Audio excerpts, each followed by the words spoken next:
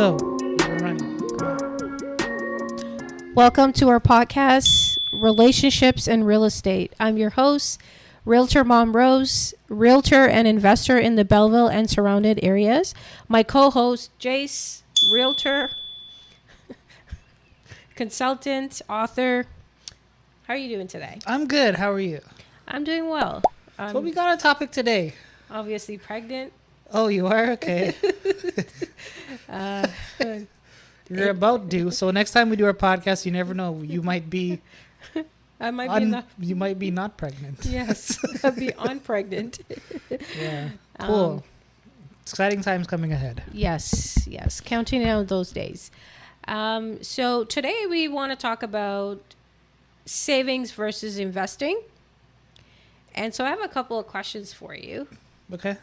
And your take, obviously. So first, I obviously want to explain to our viewers what the difference between savings and investing is. Yeah, so saving versus investing, and just to explain the difference between the two. Savings is basically putting aside money, low risk, short term, mostly for emergency reasons or emergency funds, versus investing is using money to purchase income generating assets or... So trying to make your money grow. Yeah. That's what investing is, basically, right? yeah, to make your money grow. And savings is any extra cash you have, you're putting it aside. Not necessarily it won't grow, but it won't grow at a rate in like investing, right? In something. So good examples of savings that we have is like a TFSA, which is a tax-free savings account.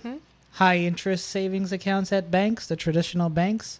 You have your checkings and you have your savings.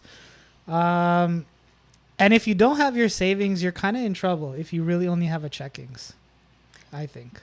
Yeah, so I think the bigger questions for you that I had is, and I feel that a lot of people look at their savings as essentially, yes, you're parking it and you're choosing to put your savings into... I guess there's some confusion around savings. Okay. As in putting savings in your bank account. But essentially, saving is just money for, like, example, hard times, emergency, like 3 to 6 months reserve fund. Or peace of mind, right? Yeah, or peace of mind for emergency things like, anything that's going to come up financially, Water's on sale. We got to buy 10. So you go into the savings. Right? And then you have the investing side, which is, you can look at it going with it as investing in real estate, investing in stocks, investing in bonds. So it's a little more complex, another level to it. Yeah, it's a little bit more complex, but it's also, there's higher risk versus, savings, right?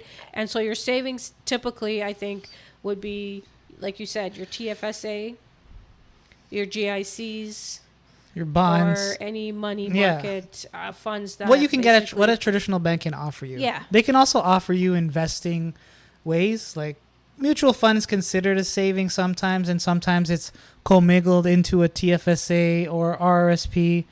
That's where the lines are kind of gray, but essentially, when we want to talk about savings and investings, I think when you mean savings, you're talking more traditional, simple savings versus an investment where it's... Well, that's what I'm trying to get at. Income generating. Yeah, because savings is in the context is a lot of people get kind of confused. Well, they get them mixed up in the sense. Right. Well, it could be mixed up. Like I mentioned, you could have... Your savings can be broken down into what you are considering part of investing, which is in the stock market. Right. But essentially your saving is not that. Right. So I think this podcast specifically is breaking this down on how to look at it more from a individual, like there are two things. And essentially how both of these category, one that could essentially allow you to be more on the peace of mind reservation side where you have a backup, And then the investing side, which is, future growth and building wealth, which is on the investing side. So when we say investing can be broken down into, 3 or 4 different types of investments. It doesn't necessarily has to be real estate, right? So there's a different category, because I think it gets your definition of saving versus investing. A lot of people probably think, well, investing just kind of mean just investing in real estate, building wealth. But there are other avenues of investing, which, based on your tolerance, based on your risk, you can assess exactly which one works best for you. Okay. Right? So it's important, I would say, in defining both, it's important to have both, because whether you are a homeowner or whether you are just a regular person working a 9 to 5, saving is important in how you put aside 3 to 6 months of reserve for any emergency. And then, as you start to stack that cash, how does that then, transform into investing.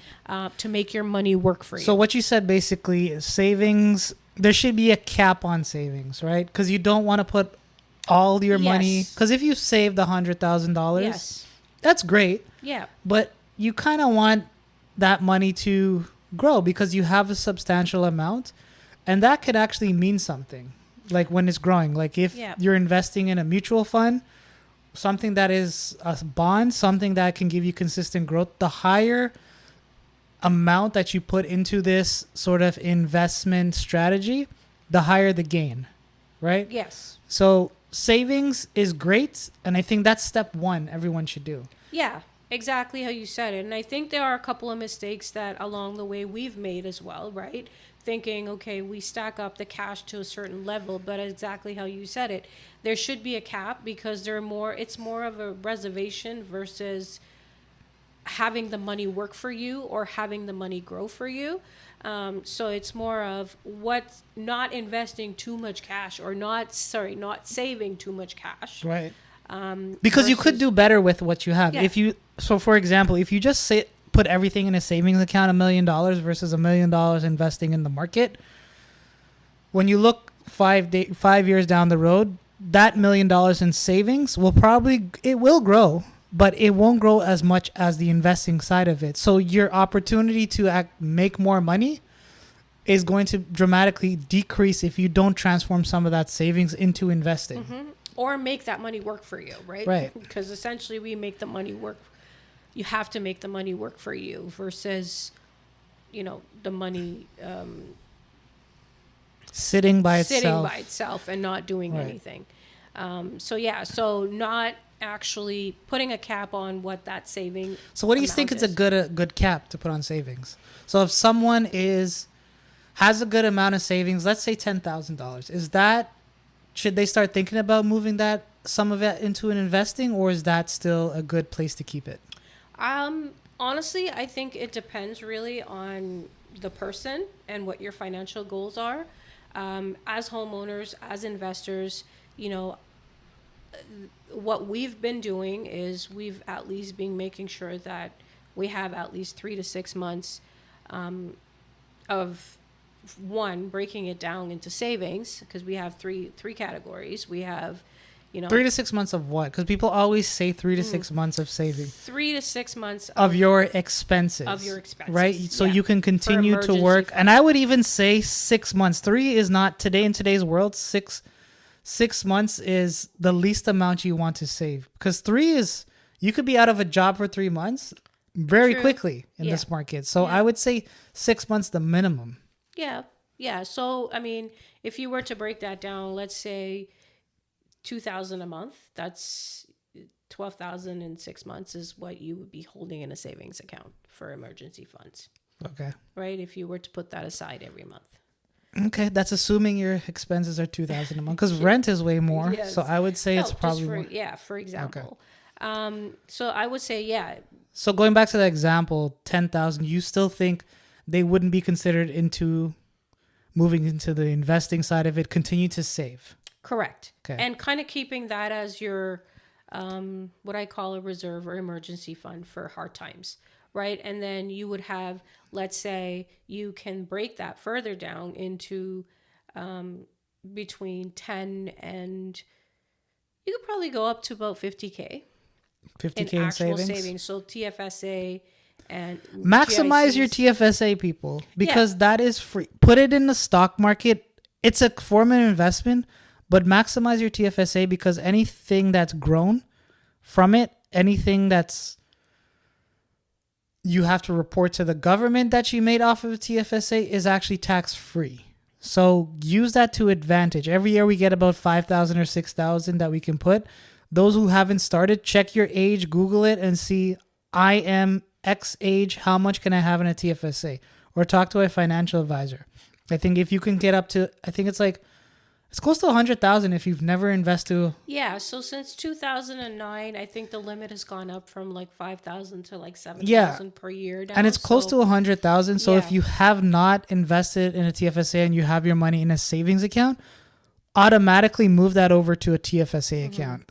And then with the TFSA account, they will ask you different options. Do you want to put in a mutual fund, an aggressive, a slow growth, or a middle growth? Yes. Pick what your goal is, doesn't matter. So at least you know there's kind of a guaranteed income and let that money grow. So don't keep it in a regular savings account, put it in a TFSA. That's one of the good things that our government has made out there is continuing at TFSA and lifting the room every year. So that is your first investing / savings sort of opportunity. Yeah, and then you could also check with the CRA because they do have that limit that they've been, once you've consistently been filing your taxes, the CRA would be able to provide you on your notice of assessment what that number is. And then if you happen to have one and you've kind of taken out, replenish, you also have to be mindful of that because then if you take it out in the year of when you put in, it kind of messes up a little bit with the room for that year. So that you're not penalized by the government, it's also to check with the CRA or your notice of assessment that will give you what that exact limit is if you're not sure. Right. So that's one. So you would say save up to, you said 6 months. So you even mentioned the number 50K. After that, you should look at straight hardcore investing like real estate. Yeah. You would say. Yeah. Okay. Yeah. Or if you haven't considered, if you're renting or you haven't considered purchasing your first home, obviously with where home prices are these days, and if you're looking at certain areas within Ontario, you absolutely can look at, maybe transforming that 50K if you've stacked it up over the years to see what potential down payment that 50K could mean to you in terms of getting into home ownership, which would then take you into the investing side a little bit. That can potentially, start to grow from there and getting into home ownership. And then maybe if building wealth is your somewhat goal, start to think about how that money, as you purchase your first home, how that money can work for you. Okay. That's pretty cool. So having known the difference between savings and investing and knowing that you kind of have to, in my perspective, I don't think you can choose one or the other. I think you have to position yourself as an individual that you essentially have to have both. What's your take on that? I don't think you have to have both. Okay. And why? Because like you said, it goes back to your goals. So it's not for everyone. Like I said, investing is not for everyone. Like I mentioned, the gray area in savings, you can actually have a savings account and you can use it as a partial investing account, right? True. Where you do have some options here. And you can probably earn some dividends on like a GIC. You can, exactly. You can be very simple because not everyone wants the headache of investing, wants the research and trying to get renters in terms of real estate. You might just want to be stock market or the stock market. Side, that's even another risk, but a lot of people don't understand it. A lot of people don't understand crypto. And if you don't, my key thing is if you don't understand something and you're not willing to learn about it, just stay simple. Yeah. So savings, I think, is good enough for a lot of people because I think a lot of people are not even in the position to look at investing. They're still living paycheck to paycheck. Mm-hmm. And once you figure out how to cut your expenses, start thinking about savings. Don't start thinking about investing way down in the future. Just get your savings and let that pot of gold kind of pile up. Yeah. So again, yeah, you're 100% right. It really depends on your personal circumstances. But my take in it is, if you have stacked cash over the years from a savings perspective and you're really diligent with your money, you are essentially crossing that path over investing. You just don't know it. Because then over time you continue, let's say over time you continue to save that money, you're actually going to be doing a disservice to yourself by having thousands of dollars into your savings account and not looking how to make that money grow for you, which essentially, yes, it's investing, but it might not be for you. Absolutely. But that's where you break it down. It could be other things. It doesn't have to be real estate. It doesn't have to be buying an investment property. It could be stocks, but if you don't care about stocks, but somewhere along the line, you have to think about how you transform the savings into investment, which is essentially building wealth. But it doesn't have to be through real estate. It doesn't have to be through stock. You just have to be able to look at it where, I think, if you're just going to pull a ton of cash into a savings account, it's not going to work to your advantage. But I do have something to counterject your thing. Okay. So you, with the mindset of investing and transforming savings into investing, you have to think of it as long term. Absolutely. Because investing goes with the market and conditions of your economy. Exactly. Right? So when we're in COVID, simple people who came to us and say, "Oh my God, watch all the money, gandong," and those are investments, right? If you would have kept it in a safe savings account, you wouldn't have had that issue, right? So it's at the time of when you need it, and so if your mind cannot handle ups and downs, knowing that investing will go up and down, but it's going up and down in an upward curve. So you might not be the right time when you're looking at it. It might be the right time when you are looking at it a year later. But you have to be conscious of, if you're going into investing, you have to know that it will go down and it will go up. Right? So that's the thing. Savings is more consistent, where you're seeing your money grow very small, but at least it's growing. Very small. And very at a low risk as well, right? And it could be a short-term solution for you. So no, totally get that. But that's just to be mindful of. But if you're in a position of investing, you should understand and educate yourself on what investing is. It's a long-term strategy. There's a plan behind it. It's not so, there's not a lot of thinking behind a savings account. But investing, you have to have a strategy. 100%. And this goes back to, if you are an investor thinking about, investing into properties or looking at becoming an investor, you can look at potentially, avoiding some of the mistakes, like more thinking long-termly, like you said, which is 100%. And then, which we have made mistakes over the years, is timing the market.